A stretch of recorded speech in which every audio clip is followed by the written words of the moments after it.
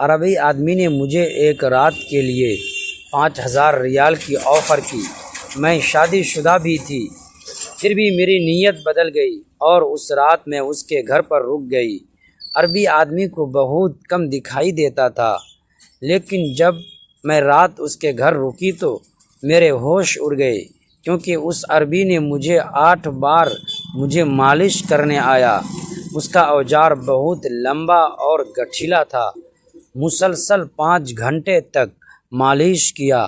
میں اپنے شوہر کے ساتھ سعودی عرب میں رہتی تھی۔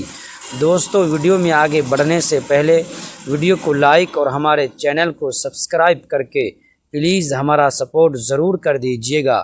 دوستو، چلتے ہیں آج کی کہانی کی طرف۔ ہم دونوں زیادہ پڑھے لکھے نہ تھے۔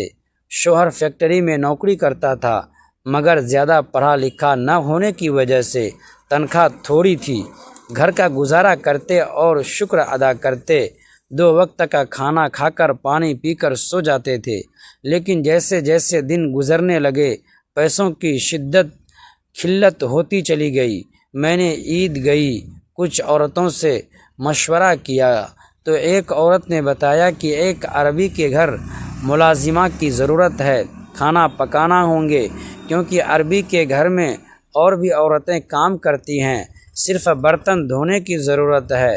میرے لیے یہ کام بہت آسان تھا، لیکن عربی کے گھر کام کر کے مجھے تھوڑا ڈر بھی لگ رہا تھا۔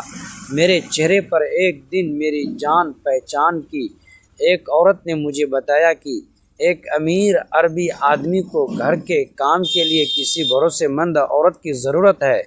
اس نے کہا کہ کام آسان ہے اور پیسے اچھے ملیں گے۔ میں نے پہلے منع کیا، لیکن جب مہینے کے آخری دنوں میں ہمارے پاس راشن تک خریدنے کے پیسے کم پڑنے لگے تو میں نے ہمت کر کے ہاں بھی بھر دی۔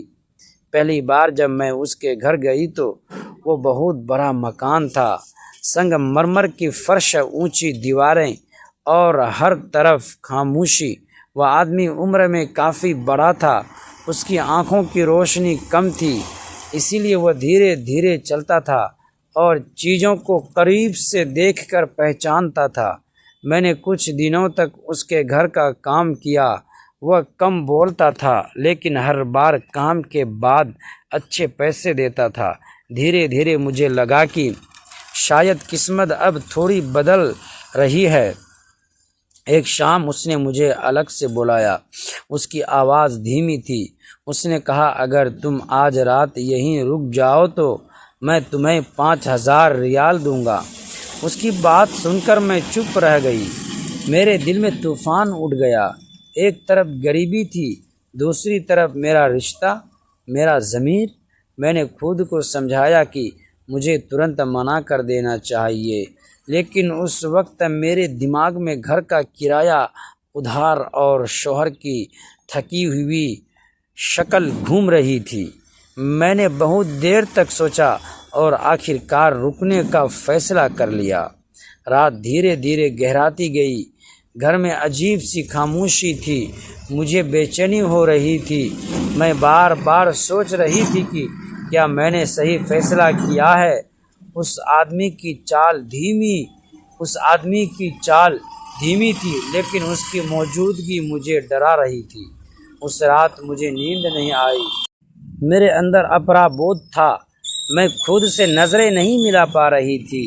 صبح جب میں اٹھی تو اس نے بنا کچھ کہے پیسے میرے سامنے رکھ دیے۔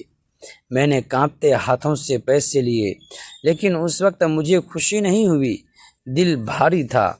گھر لوٹتے وقت راستے بھر میرے من میں سوال گھومتے رہے، کیا میں نے مجبوری میں صحیح کیا یا میں نے اپنی آتما کو چوٹ پہنچائی۔ جب میں گھر پہنچی، میرے شوہر نے دروازہ کھولا۔ ان کے چہرے پر وہی معصوم مسکان تھی۔ انہوں نے پوچھا، اتنی دیر کیسے ہو گئی؟ میں کچھ پل انہیں دیکھتی رہی۔ اس دن پہلی بار مجھے محسوس ہوا کہ انسان کی سب سے بڑی لڑائی باہر کی دنیا سے نہیں، اپنے بھیتر سے ہوتی ہے۔ اس رات کے بعد میری زندگی بدل گئی۔ پیسے تو مل گئے، لیکن من کی شانتی کہیں کھو گئی تھی۔